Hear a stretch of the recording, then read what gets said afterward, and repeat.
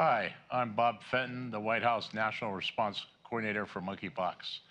And welcome to the White House National Monkeypox Response Briefing. Today, the Biden-Harris administration is making key announcements in our fight to combat the monkeypox outbreak and protect communities most at risk. This has been a top priority of President Biden and the entire administration, and today's announcements reinforce our whole of government approach to scaling and accelerating our response. You'll hear today from HHS Secretary Becerra, FDA Commissioner Califf, CDC Director Walensky, and myself. We also have next to me Dr. Dimitri Daskalakis, Deputy Coordinator of the White House Monkeypox Response, and Dr. Peter Marks from FDA, and Don O'Connell, HHS Assistant Secretary for Preparedness and Response, here to answer some questions. With that, I'll turn it over to Secretary Becerra. Bob, thanks very much. Let me begin with what I've said before.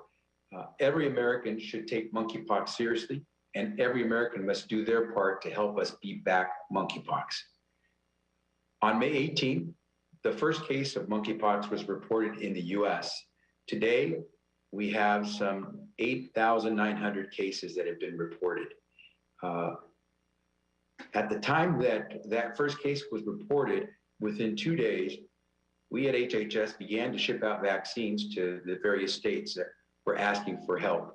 To date, we've made more than 1.1 million vaccine doses available throughout the country, and we've delivered more than 620,000 of those doses.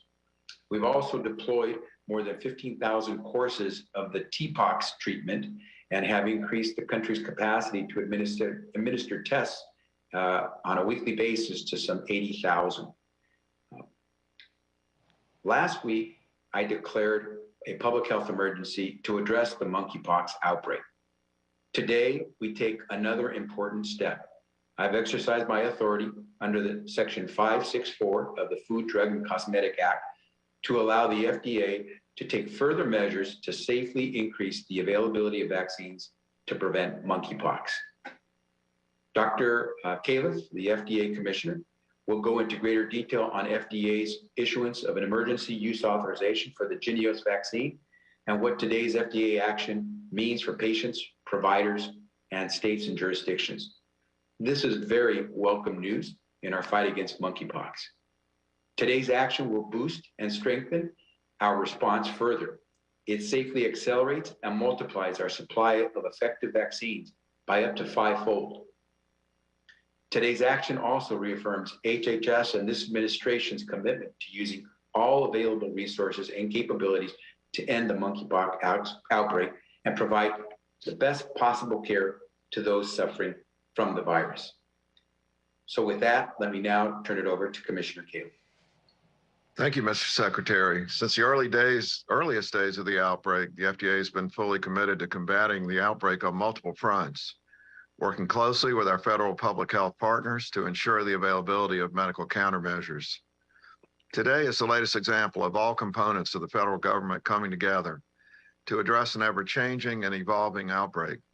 As I noted last week, given the continued spread of the monkeypox virus at a rate outpacing the availability of our current vaccine supply, the agency began exploring viable scientific options that would allow for greater access to the currently available vaccine.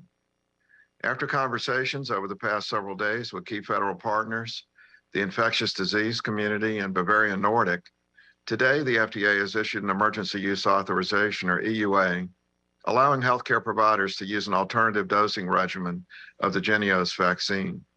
This will increase the total number of doses available for use by up to 5-fold. The EUA also allows for use of the vaccine in individuals younger than 18 years of age, determined to be at high risk of monkeypox infection. In these individuals, Jynneos is administered by subcutaneous injection. As many of you saw, last week the FDA and CDC were able to quickly adapt and address the needs of dozens of young children following a monkeypox exposure at a child care facility in Illinois. As part of the alternative approach under the EUA, 1/5 of the current vaccine dose would be administered intradermally rather than subcutaneously, as the vaccine was originally approved. Data from a clinical study of the vaccine published prior to its approval in 2019 evaluated a 2-dose series given intradermally compared to subcutaneously.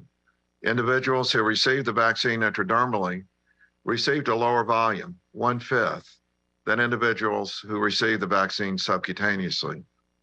The results of this study demonstrated that intradermal administration produced a similar immune response to subcutaneous administration, meaning individuals in both groups responded to vaccination in a similar way. While the study, which is published in a peer-reviewed journal, found that intradermal administration resulted in some mild to moderate side effects like redness, firmness, itchiness, and swelling at the injection site, these were all manageable. Additionally, Jynneos has been tested in individuals with immunocompromising conditions and has been found to be safe and effective in the trials that were performed to support approval. In granting a temporary unapproved use of an approved product, the FDA is still ensuring the vaccine meets high standards for safety, effectiveness, and manufacturing quality that the American public has come to expect. We'll continue to work with the federal public health partners to provide the latest information to impacted communities to make informed decisions to protect themselves. If you have the opportunity to get the Jynneos vaccine, I urge you to consider getting your first dose immediately. With that, I'll turn it over to Bob. Thank you, Dr. Califf. What Dr. Califf just laid out is a game changer when it comes to our response and our ability to get ahead of the virus. It's safe, it's effective, and it will significantly scale the volume of vaccine doses available for communities across the country. As Secretary Becerra mentioned, we distributed over 670,000 vials of vaccine already to jurisdictions across the country. And we have 400,000 vials in the Strategic National Stockpile that have been allocated to jurisdictions, ready to be ordered when jurisdictions use 90% of their current supply. With today's announcement, those 400,000 vials have the potential to provide up to 2 million doses to Americans. We encourage jurisdictions to utilize the alternative dosing method as quickly as possible, and we'll be your partner in this step every step of the way. While intradermal administration of vaccine has been used for tests like the tuberculosis skin tests, we know that some healthcare professionals and providers may not be as familiar with intradermal administration. That's why CDC is launching a robust outreach, training, and education plan starting today to support a transition to intradermal administration of vaccine. You'll hear Dr. Walensky speak in more detail about this shortly. Our goal is to get jurisdictions, healthcare providers, and the public informed about this alternative approach immediately and get it put into practice so we can get more doses out to more individuals faster. We also will be reviewing the current allocation and distribution timeline for vaccines moving forward in light of today's announcements, to make sure that jurisdictions have sufficient vaccine supply to meet demand, and also make sure that jurisdictions aren't receiving more vaccine than they can store or use in a given time period. Across the administration, we will continue our work to accelerate vaccine production and distribution. Just last week, we announced that 150,000 vials of vaccine, now totaling 750,000 doses, will arrive in the United States in September, 2 months ahead of schedule. And we will still proceed with the procurement of 5.5 million vials of vaccine, totaling potentially over 25 million doses that we will have in the United States supply on top of what we currently have.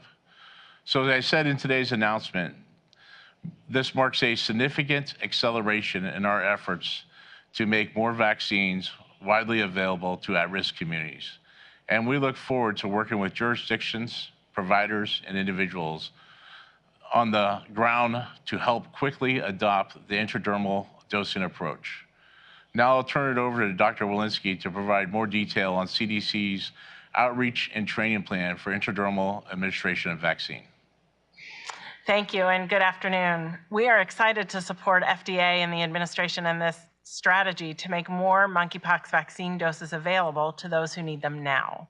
I'd like to briefly share how CDC will be providing resources and education to healthcare providers, public health workers, and the community on this new vaccine strategy.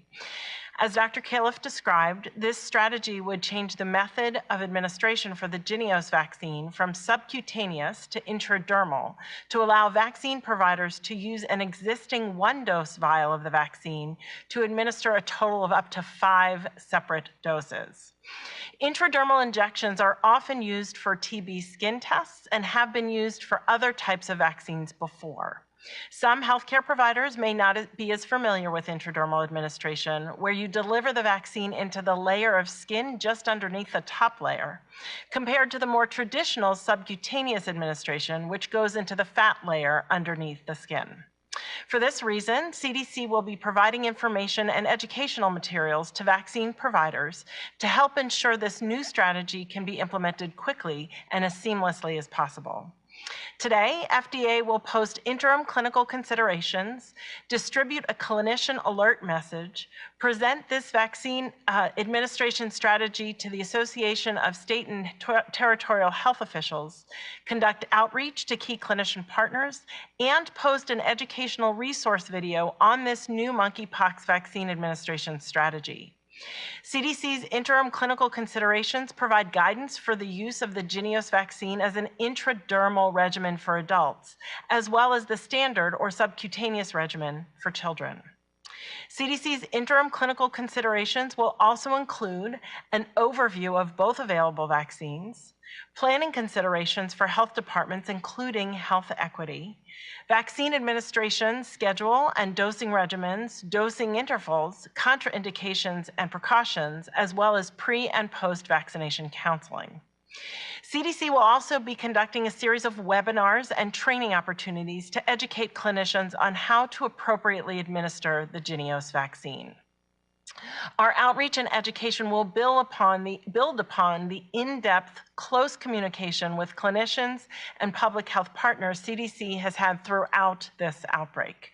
Since the start of the monkeypox outbreak, CDC has hosted 3 COCA calls, or clinician outreach and community activity calls, with 6,000 to 10,000 participants on each call, and which were then shared to over 64,000 COCA subscribers and 100 COCA partners comprised of national medical and public health organizations. We've distributed 4 health alert network notices on monkeypox to more than 1 million recipients, including public information officers, federal, state, territorial, tribal, and local public health practitioners, clinicians, public health laboratories, and members of the media. And we've held over 15 webinars and listening sessions with key medical associations and community partners. We will continue to communicate through these and other outreach channels, and we certainly welcome any thoughts on who and how our outreach could reach more and different communities in need. Any healthcare provider or public health professional can sign up for our health alerts and clinical updates from CDC, and I encourage all of our health colleagues to visit CDC's monkeypox webpage for the latest. Thank you, and I'll now turn things back to you, Mr. Fenton. Well, thanks, Dr. Walensky. With that, let's get to some questions. Kevin, over to you. Thanks, Bob. We have time for a few questions this afternoon. Let's keep each question to 1 question. Madison Moeller at Bloomberg.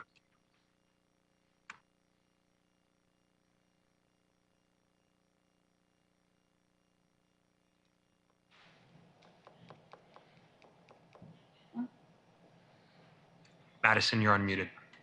Oh, there we go. I was wondering if you could provide some more information about why you're still using the subcutaneous approach in children instead of switching to the dose-sparing strategy there. Thank you. Well, let me start with going to FDA Commissioner Dr. Califf and then CDC Director Dr. Walensky, I think best to answer those questions. Yes, you know, in the childhood situation, it's a bit different than the way the vaccine was initially tested, and it was felt this was going to be the most convenient and familiar for that population. I'll ask Dr. Marks to make a comment on it because he's just finished doing the paperwork. Quite an extensive amount of documentation needed to make sure that we had everything right here. Yeah, so thanks, Dr. Kiff. I think first of all, we want to make sure we get it right, and we don't have the data in children that we have in adults. But second of all, as a practicing physician, And though I'm not a pediatrician, I've treated pediatric patients at times. We have had to give this vaccine to the youngest of children, and it's just giving an intradermal injection to a baby is actually just a little more challenging at times. And so this, I think, from an operational perspective, this is just the more familiar and simpler thing to do. Dr. Walensky at CDC, anything you wanted to add? I don't have anything to add. Thanks. Thank you. Next question. Thanks. Next question, let's go to Helen Branswell at Stat News. Thank you very much for taking my question. You know, up until now, it's been critical that the rollout of vaccine be accompanied with study of how well it's actually working. I think it, you know, that has notched up even further today with the news that you're going to be using it in an untraditional form. What steps are being taken to study the rollout to see whether or not it is actually as efficacious? Do we want to start again with FDA, Dr. Califf and Dr. Marks? Yes. First of all, I want to point out there is no traditional assessment of this vaccine. As you know, is approved for emergency purposes based on the immunological response, not on clinical outcomes, because there weren't smallpox cases and the monkeypox outbreaks before this were not large enough to really do a clinical trial. And so the immunologic response with the intradermal approach is exactly the same as with the sub-Q. Nevertheless, in either case, we'd want to collect outcome data as we do with all vaccines. And I'd also point out that the NIH will be mounting a clinical trial and is working through the logistics of that now. I know that both Peter and Rochelle have been involved in that planning. If I might add, if it's okay, thank you for that question, Helen. CDC is developing, we knew as soon as these vaccines rolled out, in the absence of clinical data, as Dr. Califf mentioned, that would of course be the next question, is how well they're working. So we've been developing a portfolio of vaccine effectiveness projects that we will identify data from various locales, populations, and time points. Of course, these proposed projects are going to include some new studies, as well as leverage some of the existing platforms and relationships, some of which we've used during COVID, of course. We have some initial estimates of vaccine effectiveness we recognize that some of these initial estimates are going to take some time. We have some initial projects that have been underway. For example, in early August, we had a field team that went to help with an investigation in Washington, D.C. to prospectively evaluate infections among some people who have been seeking vaccination. We've also been conducting a data call to jurisdictions to help us assess the population level vaccination trends in high burden jurisdictions. Of course, that very much depends on our ability to receive those data voluntarily from those jurisdictions. But I do want to reiterate that while additional vaccine effectiveness studies are underway, we at CDC are very much recommending that people who get vaccinated continue to take steps to protect themselves from infection, especially if they have only had a single dose, by avoiding close skin-to-skin contact, including intimate contact with somebody who has monkeypox, because we don't yet know how well these vaccines work. Thank you.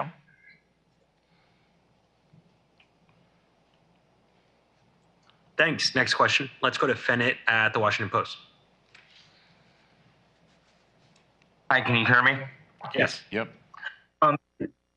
To follow up on Dr. Walensky's point, you just said that people should continue taking steps to protect themselves after getting vaccinated. The guidance you released on Friday about limiting sexual partners encourages people to limit their sexual partners until their second dose. So isn't there a contradiction there?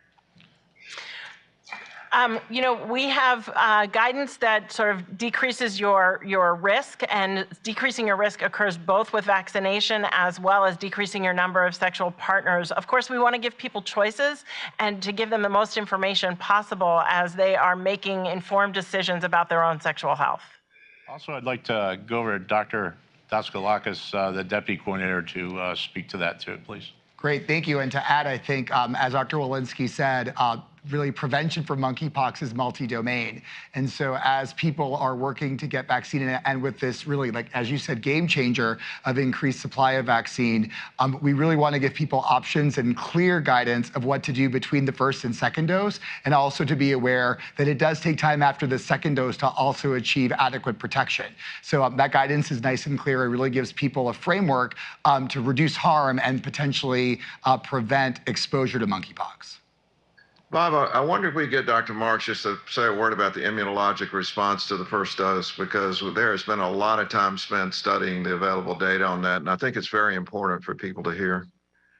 Yeah, thanks very much, Dr. Califf. So there's a lot of that's been said about the response after the first dose of the Jynneos vaccine, and one does get a response after the first dose, but that response is not a complete response that one gets.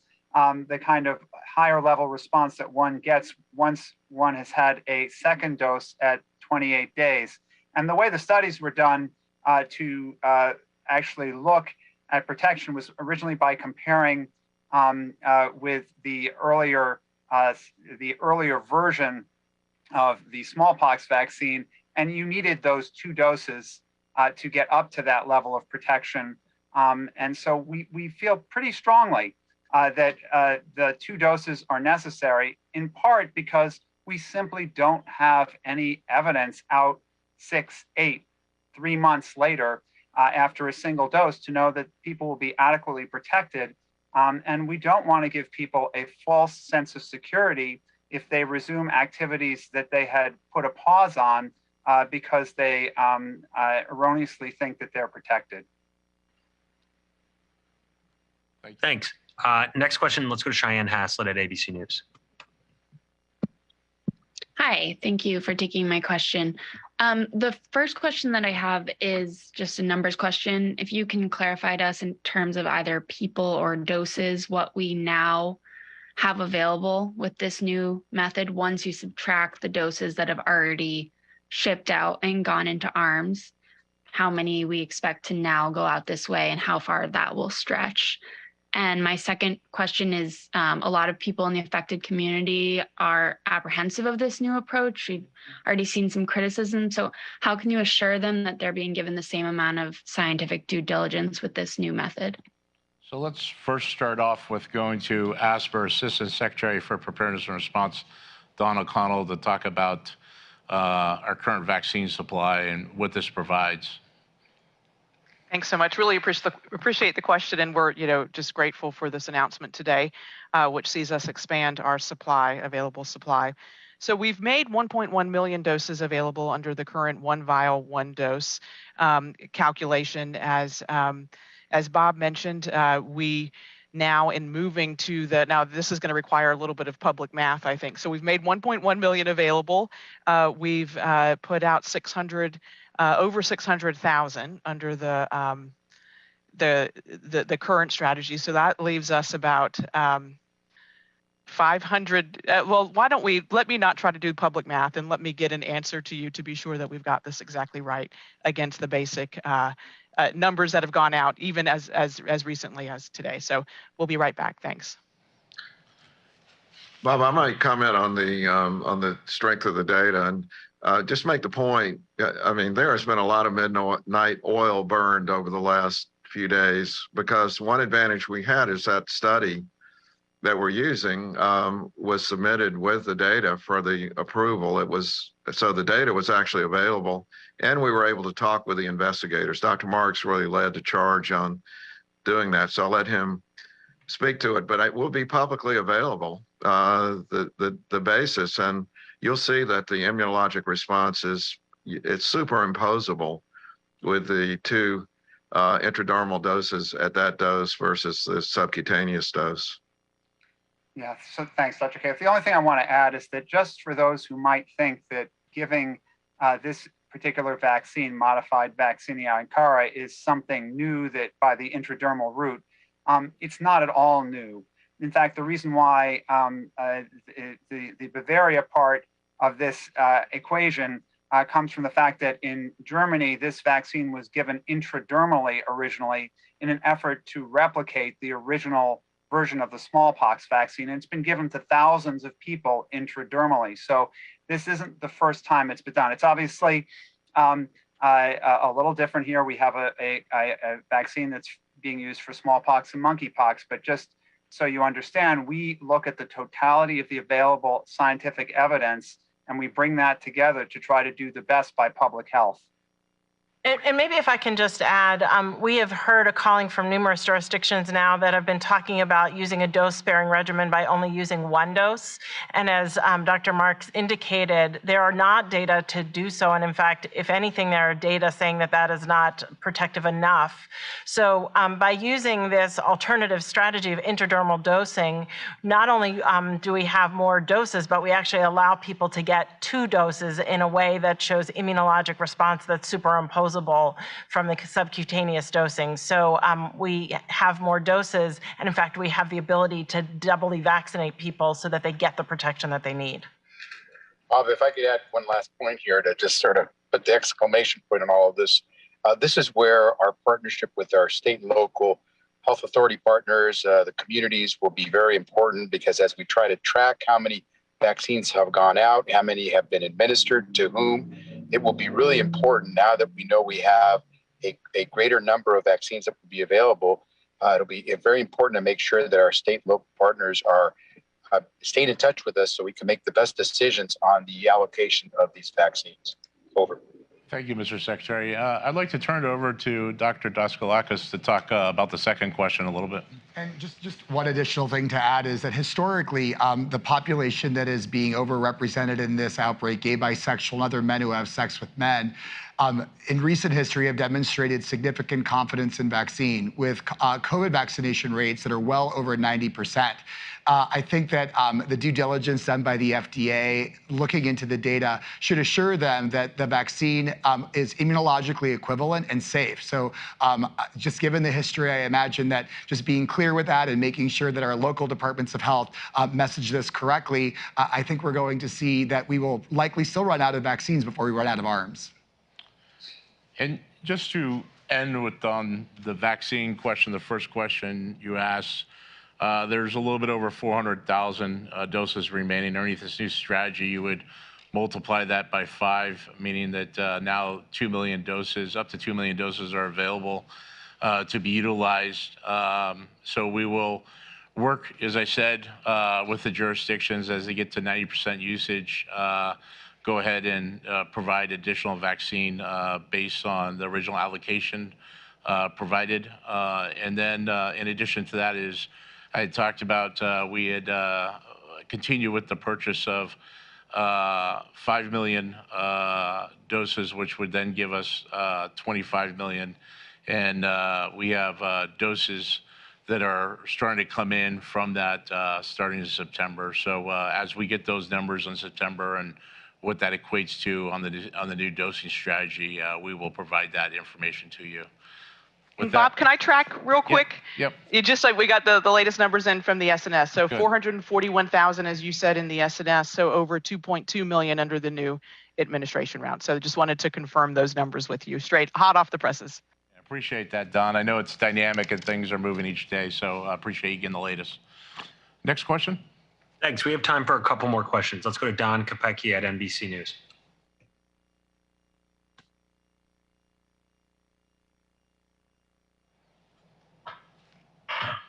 Yeah, hi.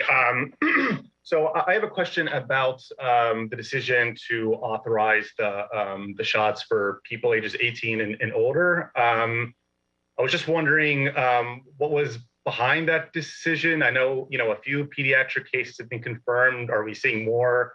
How many have been confirmed? And is there any concern about, additional pediatric infections heading into the fall when school's back in session? Thank you. So do we want to start off in FDA with Dr. Cahill from Merck's and then over to CDC?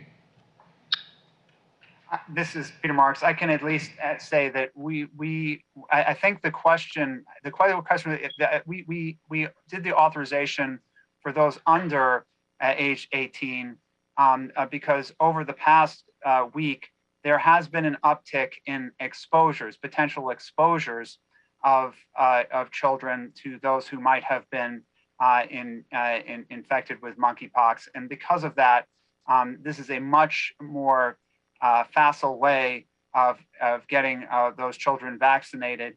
It makes it a lot easier for the providers, and we feel very comfortable with the safety of the approach. Dr. Walensky from CDC, do you want to add to that? Yeah, I will just say that still now having cases or even exposures in children is relatively rare. We investigate those. We do want to, should they be real exposures, we want to make sure that they have vaccine available to them, as Dr. Marks said. But again, those are generally pretty rare, and those case investigations are ongoing, but oftentimes we see them having contact or prior contact with somebody from a more affected community. Thanks. Last question. Let's go to Alex Tin at CBS News.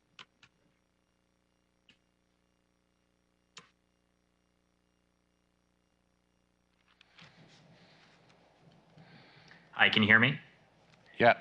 Hi, thanks for taking my question. Just following up on what Dr. Walensky mentioned about the jurisdictions that are already doing that first dose sparing strategy. What does this new authorization mean for people who got that first dose sub-Q but has, essentially missed their second?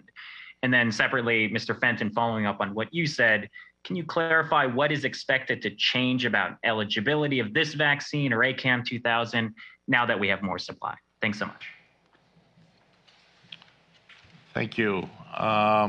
Do we want to start with FDA on that? Sure, I think that, the answer is pretty quick. If you got your first dose sub-Q, the second dose can be given intradermally, and that's our recommendation. Just make it simpler and straightforward. As we said, the immunologic response should be the same. Dr. Walensky may want to talk about the logistics of that. Yeah, and I would just add that for those who have delayed their second dose, we would encourage them with now an increased supply to go ahead and get it so that they can have, a quicker path to protection. All right, thanks. Anything, Doctor, that you want to add? Just sort of commenting on the last question about eligibility, I think that, and this is potentially also a question for Dr. Walensky, that current eligibility remains the same as vaccine supply increases. So I think there's not a change there yet.